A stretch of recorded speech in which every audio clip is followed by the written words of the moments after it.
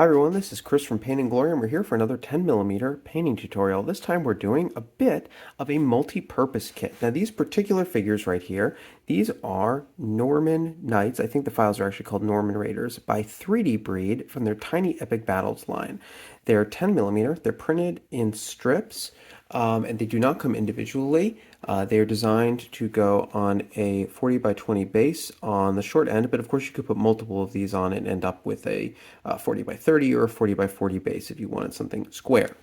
Now I'm going to be using these multi-purpose wise. I might use them a little bit for some skirmish gaming using the Dragon Rampant rules.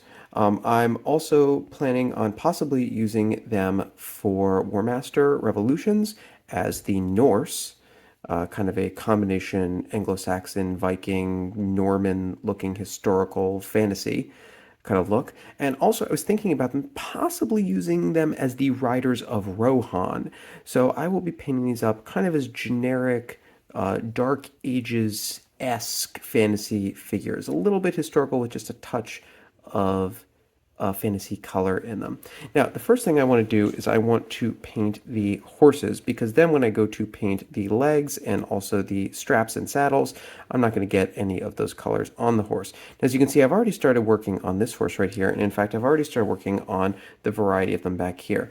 I would recommend, you certainly don't have to do this, but get some different colors so there is some variety in your horses. I've chosen 6 different colors right here.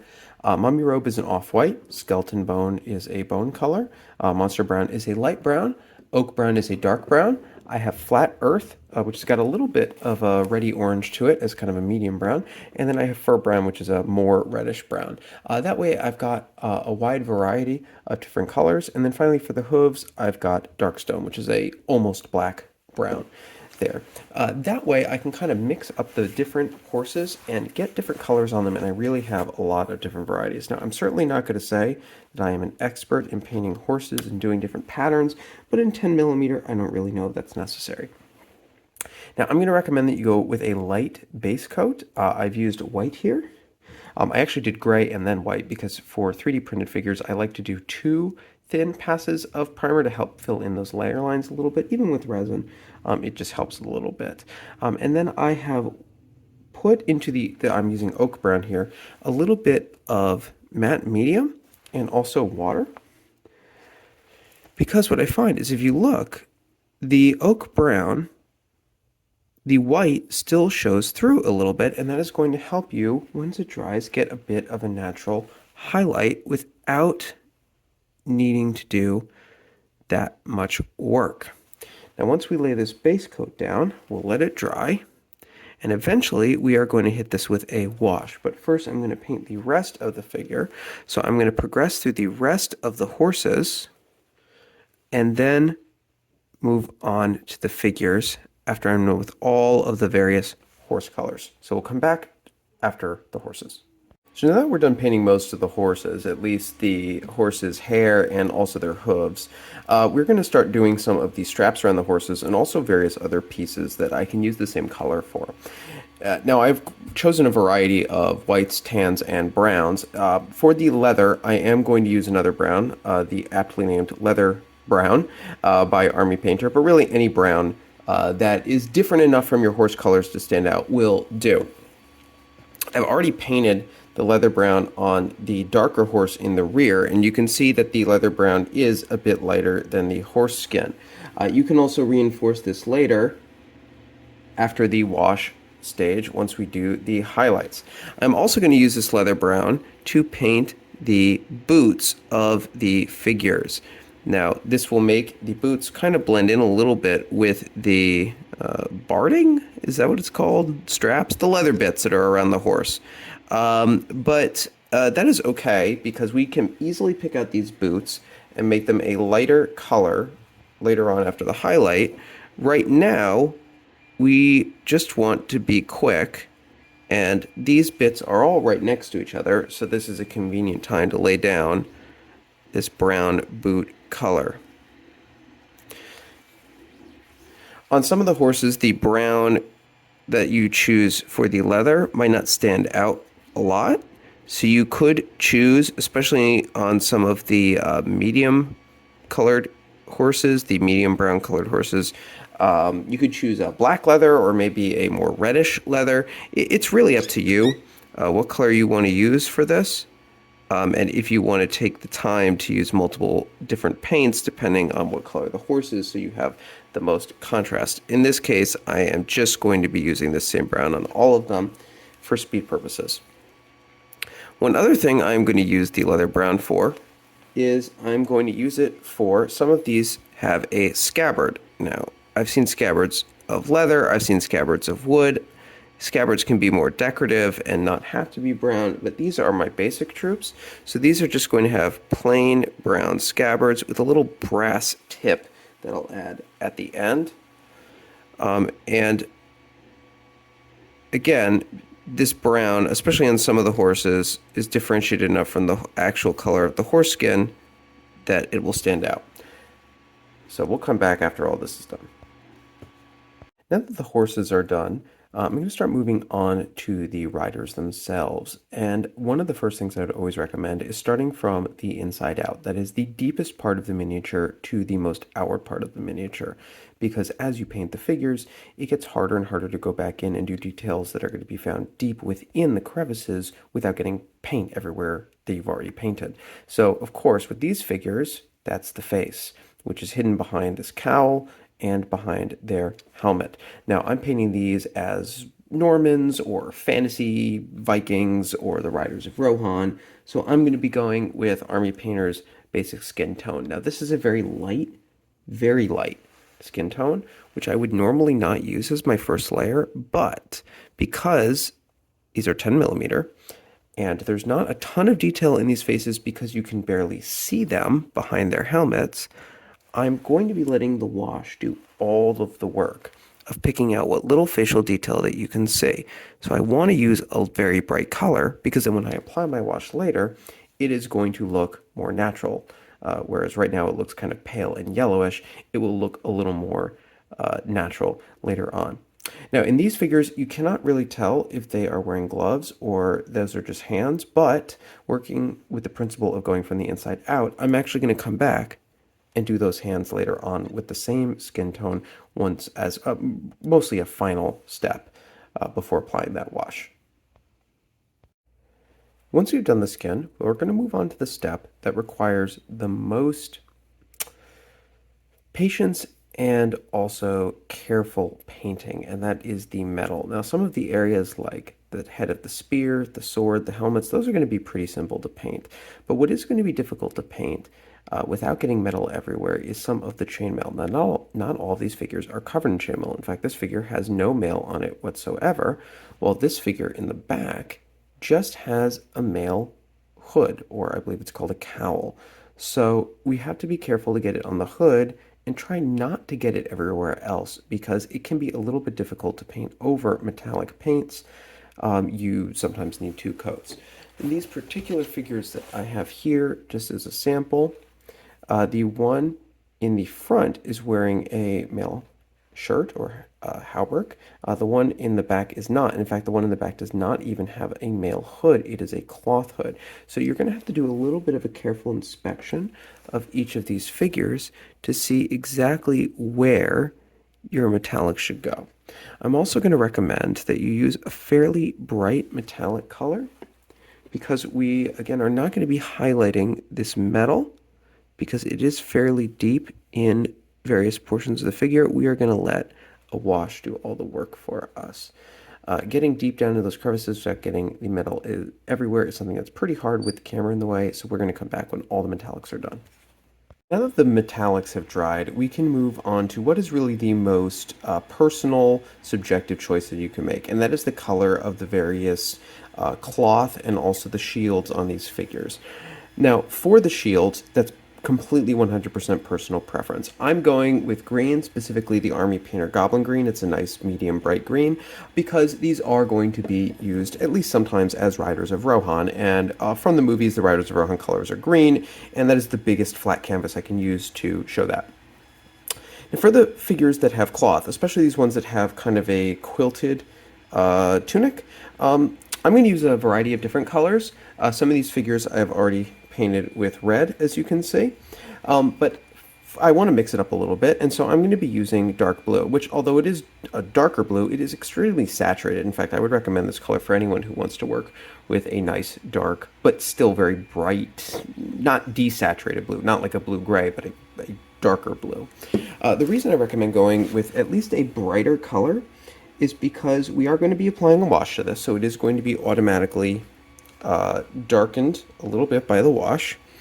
And then on top of that, these are 10 millimeter figures, and so because so little light is falling on them, and because we have such little room to highlight, we really want to go with these bright colors so that they stand out on the table. That is 100% my opinion. It is personal preference. If you want to go with a desaturated, more grim dark or maybe more realistic look, you certainly can. But when I was looking at reference photos of the Riders of Rohan to get ready for this video, they wore lots of earth tones, browns and dark browns and greens and dark grays, and on a 10 millimeter figure, that's just not going to read. It's going to be very, very hard to differentiate different parts of the figure unless they are very obviously different bright colors. Now I'm going to do my best to not get this blue anywhere I have already painted, but it is difficult, especially when you get in back behind the shield and between the body and the horse. So I am going to go back and do that without the camera. One of the other things that you can do at this point on some of the figures that either don't have the fabric or have the fabric and you'll come back, is you see a lot of these figures, they have these cloth cowls under their hoods. I've gone ahead and decided to paint these with an ivory color. Any ivory color will work. I'm happen to be using Vallejo ivory just to show that this is a kind of a cloth under their helmet, and also their little sleeves that pop out, and some of them have these little wrappings on their feet. So I'm going to be doing that. Same thing with this figure down here. He's got a little wrapping around his foot and this little sleeve sticking out from underneath his quilted tunic. I'm going to be hitting that with ivory so that at least every figure's got a little bit of this unifying bit of white cloth. It'll still get dirtied and darkened down once we apply the wash to it. So I'm going to be using dark blue. I'm going to be using the scarlet, and then again on their shields, I will be then going through and hitting them with a bit of the goblin green. The boss right now, I painted it silver as a base coat. Don't worry if you get a little goblin green on the middle of that shield, because we're going to be coming back with a bit of a gold brass color on that later. Once I'm done with all of these bright primary colors, we'll have a couple of final things to hit before the wash stage. Now we come to the last few base coats. What we're going to need to do is add 3 more colors, although one of them is definitely optional. On the miniatures that have these spear hafts, we are going to be applying a light tan. I've chosen Iraqi sand. You could use skeleton bone again, but then it's going to look very similar to the horses. Iraqi sand is a little darker than skeleton bone. And although this is going to go on and look very tan and a little yellowy, when we apply a wash later on, it is going to darken it up, and so it's going to end up looking a bit like some bleached wood. Just be careful getting into the area of the spear hafts that are tucked behind the spear, or between the spear and the horse itself. Of course, the final step of base coating is always going back through and double checking for mistakes, and that really depends on how particular you are about your end product. We're also going to want to take some of our original flesh tone, basic skin tone, a light skin tone. Since I'm not going to be doing any highlighting, I'm going to let the wash do all the work. I need to start from a light base coat and add that to the hands. Now, if you want to say that they're wearing gloves, you can of course apply whatever leather color that you prefer. Doesn't really matter. I would recommend maybe matching one of your other leather colors, like the boots. Now, this really depends on your choice, but if you look carefully, you can see that there is a belt that these figures are wearing. Now, to save some time, I'm actually going to use the same Iraqi sand on the belt. You're going to want a very fine-tipped brush, and you're going to have to be careful here, because it is so thin on this 10 millimeter. Do you have to do this? Absolutely not. No one's going to notice that you didn't do this. That was a bit messy. I'll have to clean that up. But it is going to help break up the figures so that they aren't just all blue or red or green or whatever color that you have chosen. A little too much water in this paint is probably why it's flowing off too much. All right, last step, and this one is truly optional. I'm going to switch out my brushes because I'm going for a metallic paint. I am going to be using Old Gold because, again, these are Riders of Rohan, and a lot of the Riders of Rohan have a kind of brassy look about or brass or bronze, whatever. Hard to tell. Now, this Old Gold, it is gold, but when a wash is applied to it, it gets a beautiful gold, reddish, bronzy, brassy look to it. I'm applying this to the boss on the shields, and then purely optional. A lot of the Riders of Rohan, their helmets, it's a little hard to see. They have this little crested detail here in the middle. The nose guard and that crest, and then around the edge of the helmet, I'm going to paint bronze. It's a little detail that I think adds a lot to the figure, but really does take a little bit of time, so not something you need to worry about if you're just trying to get these on the tabletop. And that's it. I have to finish up the rest of this spear, but this figure is done with the base coats, and we'll come back for the wash and talk about what tone we want to set with these figures in terms of cool or warm. With all the base coats done, we can move on to what will be one of the most consequential choices we make, and that is the choice of a wash. Now, if you use Games Workshop washes or use Army Painter washes, they mostly all have their equivalents, and I would recommend that, especially depending on what base coats you have, you need to experiment with different washes. These figures, you want to think about what color temperature you want them to have. Do you want them to be warm? Do you want them to be cold? Do you want them to have a darker hue or a lighter hue? Now, for the Riders of Rohan, I've used a lot of warm earth tones on them, with a couple of exceptions like the blue that these figures have here. But for the most part, reds, yellows, tans, green obviously is a big color on the shield, the gold or brass on them. It's a lot of earth tones going on here. So I don't want to use a cold wash like a Nuln oil or a dark tone. I want to use a relatively warm colored wash. And again, I would recommend doing some experiments. I tried experimenting with Strong Tone by Army Painter, and also the step down from Strong Tone in terms of strength is Soft Tone, which ended up being a little more red than I wanted. I also tried Light Tone, very red, and while I did not try using Flesh Wash on its own, because that is quite a pinky reddish hue, I found that actually the best combination was a mix of Strong Tone and Flesh Wash, giving us a bit of a sepia wash, but with more brown in it than the soft tone wash. If you don't have strong tone and flesh wash, you could use just strong tone, although I would strongly recommend that you thin it with a little bit of the quick shade wash medium.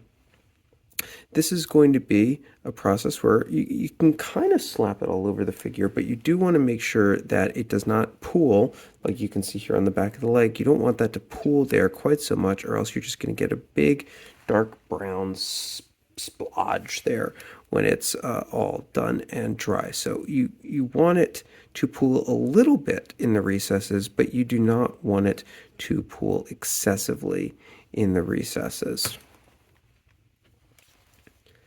We'll apply this all over, and when it's done, we can go back and clean up just a little bit.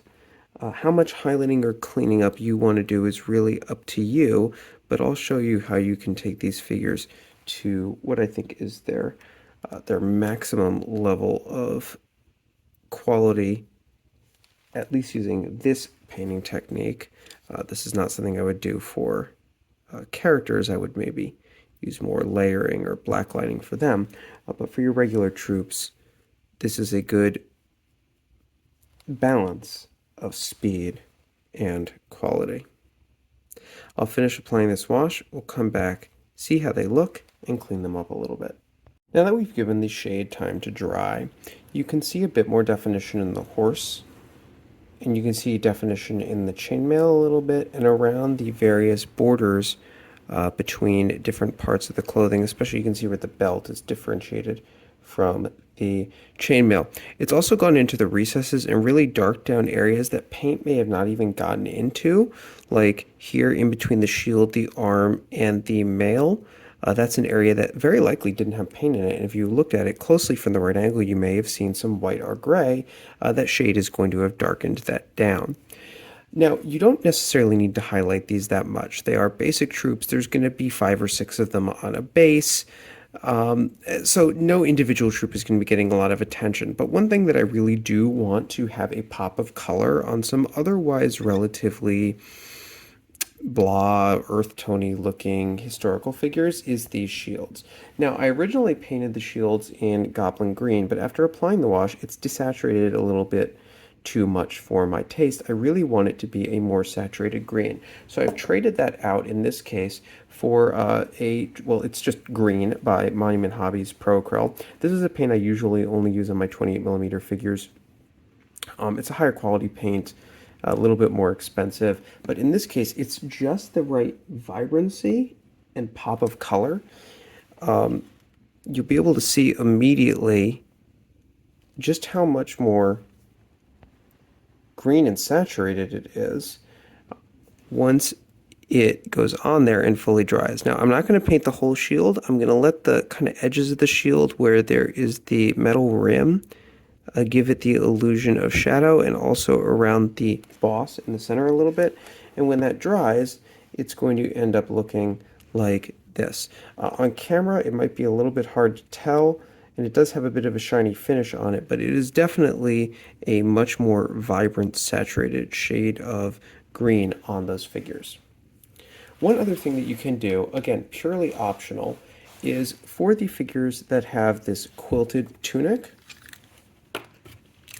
I am going to take the original base color, which is already fairly bright, and I am going to just dab it onto the various folds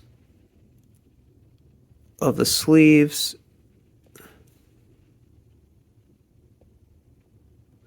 just to try to bring some of that color back up so it's a little bit brighter. If you don't want to do this, it's entirely optional, but it takes another 30 seconds and it's going to make the figure a little bit more colorful. I'm going to throw a couple of extra optional highlights on these. I'm going to experiment with highlighting these horses, which really is an experiment. I haven't done a lot with 10mm horses in the past. I'm going to pop these on a base and show you how I'll go about basing them. At this point, we come to basing. Now, basing is something that everyone has their own unique formula for. Of course, you can use Vallejo texture paste. Is probably going to be quite easy. In the past videos, people have asked me how I do my basing, and I have my own formula. I use a combination of basic PVA glue. Any kind will work. I just happen to have this Elmer's from Home Depot, dollar store, something like that. To that, I add a little bit of water, and then I add 2 different sizes of sand. I add a kind of a small but slightly coarse sand, and then I add a very fine powdered, almost powdery sand to that. Now, I used to just use that, but what I found was unless you added so much sand that you end up with really just kind of a sandy paste, which is very hard to spread, or you add more PVA glue, and then you kind of just end up with a very smooth goop that has a little bit of sand in it. I found that the thing to mix into it that really helped give it some texture was grout, specifically pre-mixed grout. Now, I have to thank Miles from Little Wars TV for this suggestion. This is the purple pre-mixed grout, 1 quart from Home Depot. It costs practically nothing. I've used maybe a quarter of this in the last year or so, and I mix this into my PVA and sand mixture. Now you don't need to use the sand if you use the grout, but I would recommend adding the PVA glue because it does help make the grout a little less clumpy, and it turns it a bit more into this texture paste right here, which is a little easier to spread. Now I'm using a paper clip. You could use a toothpick, whatever you want, because we do need to get it in between the horses that I have applied to this base. This is a 40 by 40 millimeter base. I'm going to be using these figures for Fantastic Battles, but of course you could put this on a 40 by 20 if you're doing War Master or another similar type of rules. Because of the length of these strips, they'd have to be at least 40 millimeters deep. Now this paste as you can see, it hangs onto the paper clip unless you get a really big heavy glop, and so you can easily spread it around without getting it in places that you don't want it to be, which is something that I sometimes had trouble with the sand mixture. If I added enough sand that it wasn't liquidy, it was hard to spread because it was mostly solid. It wouldn't stick to whatever tool I was applying with. And if I added too much PVA glue, it just ends up being kind of gloopy, and it dries very flat and doesn't actually give you much texture. This is going to give us a little bit of texture, not a huge amount. I wouldn't necessarily recommend this for larger scale figures. I use this for 10 or 15 millimeter scale figures when I want texture. And then we can get it down into there. So I'm going to finish using this glue sand grout mixture, and then come back and I'll show you how I paint. And I'm also going to be experimenting with some flock for the first time. And with the application of some paint to the ground and static grass, we are done. Now I didn't film it because it's not very exciting to paint the ground brown, apply a dark wash, and then apply some static grass. If you're wondering what I did use for the ground base, it was just a mix of light brown and a little bit of tan, a bit of a homemade dark wash, and then for the ground cover, to make it a little more realistic, as you could see here a little bit in the back, I applied a little bit of dark flock in random patches, and then 2 millimeter static grass spring mixture, I forget what brand, on top of this. A friend also joked to me about doing some freehand, so just a little starburst pattern here on their leader, but I call these done. At this point, I'll post a couple of pictures here at the end of the video. You could use all of this information from this tutorial, besides the horses of course, to paint the non-mounted versions of these troops, whether they were Norman soldiers, or fantasy soldiers wearing mail, or any soldiers wearing cloth. You can mix it up with these earth tones. You could also apply some greens or some reds or some blues to the various clothing, whatever you really want to do, especially with the infantry, because you're not going to be using a lot of the earth tones of the horses kind of dominating the picture. You don't need to worry so much about using the same number of earth tones in the figures, because I feel like with these figures, the tans and whites and browns kind of dominate, whereas with the infantry, it wouldn't look like that as much. So I hope this helps you. If you have any questions, leave them down in the comments. And I'm not sure exactly what I'm going to be doing a tutorial for next. I do have some 11th century Byzantines and Turks and Arabs that I will be working on a commission for. So eventually I'll get around to a video for that. But if you have any requests, go ahead and put them down in the comment and I'll see what I can do. Have a good day and keep on painting.